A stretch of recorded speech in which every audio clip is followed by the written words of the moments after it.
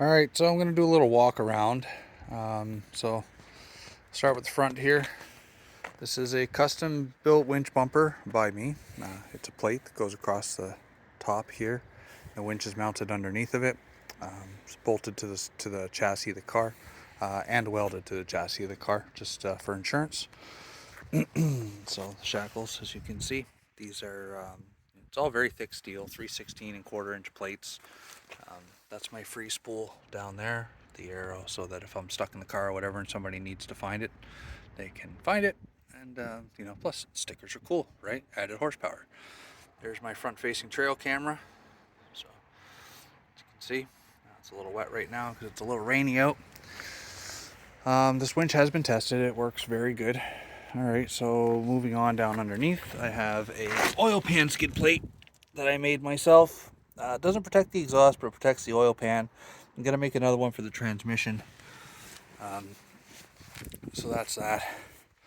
These are my ditch lights, which are actually aimed towards the ditch. They have dual mode, high, low. The low is the white, and then up higher, they'll shoot amber. Moving on, we have the Subaru Wildebeest, making fun of the wilderness. I have my Maxxis Razor tires mounted on 17-inch WRX wheels. I have my flatout long travel suspension in there. Amazing shocks, I love them. And then moving on up here, so we have the wire conduit running up to the roof here. And we have my front-facing light bar. We have solar panels and a solar heater. So I guess I call this the solar roof. Then we have the side lights here. There's the outlet for that. Another side light in the back. We have the rear light. And moving back here, we have the homemade spare tire carrier. Yeah, I made it myself. So the spare tire carriers. It's just welded onto the hitch, like so. It's not getting a very good thing there. And then I just have the tow hook in there. I painted it so it doesn't rust away right away. They tend to turn pretty shitty looking. My CB antenna. Another Wildebeest logo. That's right, Wildebeest, not wilderness. And moving on around here. And another view of the solar setup and the other lights. And yeah, and inside, it's not a whole lot going on in here actually. So, anybody got new seats, please? So this is my switches here. That's all the different switches for my lights. That's the monitor for my front and rear camera. I can switch between. It's got a bunch of different buttons on it there. Gotta love Amazon. My CB radio. Not much else inside of the front. The back gets pretty interesting though. But I already did another video on that. So you guys can just look at my other video for the solar setup that's in the back in the trunk there. It's quite the deal. I did a muffler delete. I just got just straight piped it underneath. Sounds good. Not too loud. Not really loud at all actually. Just got a nice aggressive tone without being overkill. And that's about it for now. So that's the new build, everybody. Forester's gone. It's sold. I'm gonna miss it. It was a wonderful car, but this one's got the towing ability that I need. It's got the range that I need. It's got the cargo capacity that I need. And did anybody notice this? It's a 3.6? Thing is fast. I mean, it's not a Corvette or anything, but it boogies. So I'm pretty happy with it, I gotta say. 460,000 kilometers on it. I got it for dirt cheap, but man, you wouldn't know it to drive it. You wouldn't know it to start it. No rust on it anywhere. Over here there was some rust, sorta. It was a dent.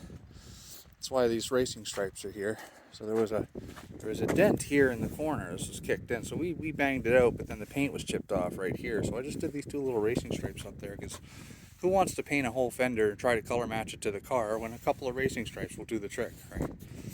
If anybody here has ever looked at my Forester, you'll know I am not afraid to put stickers and decals on my car. you know, or paint things to make them look different. I may or may not black out the grill yet, I'm not sure. You know, it's a progress. I've only had the thing for like a month. Yeah, I've done all this already. But most of this stuff came from the Forester. Like the winch is from the Forester, the shackles are from the Forester. I just painted them yellow just to be different. You know what I mean? Like the shocks are from the Forester. The solar setup's mostly from the Forester.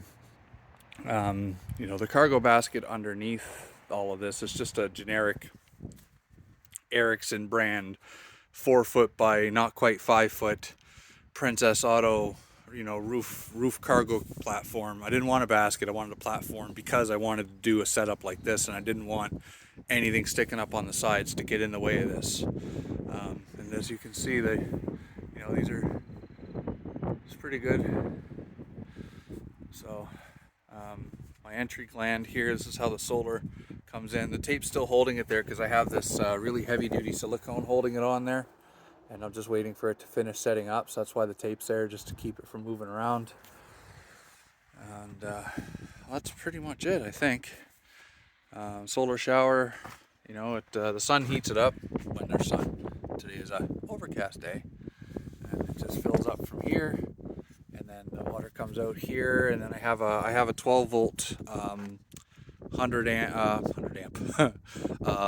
psi, so it claims a little pump thing there. Just feed that down into that, so you have pressurized water if you want to shower or whatever, or you just hook a hose up to that and stand it. But the thing is like I'm 5 feet 10 tall, right? So if I'm standing here and I raise the water over my head and it's a gravity feed, then it's going to stop flowing, right? So I need a pressure pump of some sort. I'm not driving a truck where it's big and high up. And then of course, that is a full-size spare. It's just a cheap shit tire that I managed to find. It's got a somewhat aggressive tread, you know, but it matches the size of my tires, and hopefully I will never need it.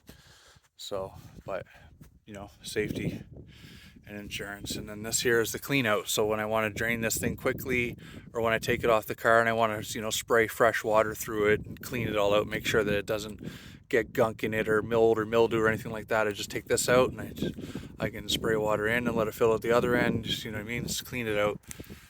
That's the goal of it anyway. So yeah, and that holds 5 gallons, 4.75 to be specific, according to the bucket. I mean, it fills a 5-gallon bucket up to where the handles mount to the bucket. So I'm guessing that it's probably 5 gallons, but you know, it's about, you know, yay high from the top of the bucket. So is that 5 gallons or is it 4 3/4? I don't know, but it's close enough. But anyway, so this is the build so far, everybody. It has not been really trail tested. I've had it out in the mud a little bit. But you know, I won't be putting this through what I put the Forester through. The Forester was great, but the amount of repairs I had to do to it, and the things I broke on it, and the dents and everything else, you know what I mean, it was getting to the point where it was just, you know, I'm better off to buy a Jeep if I want to keep doing that. And I got a smoking deal on this thing. And really my goal is, you know, some light trailing, overlanding, off-grid camping. You know, that's the point. So that's what we're doing with this. So there will be more videos to come this summer. I will be trailing it a little bit, and I will be camping with it. So stay tuned, and you know, you'll see the camping setup soon enough. Take care. Thanks for watching.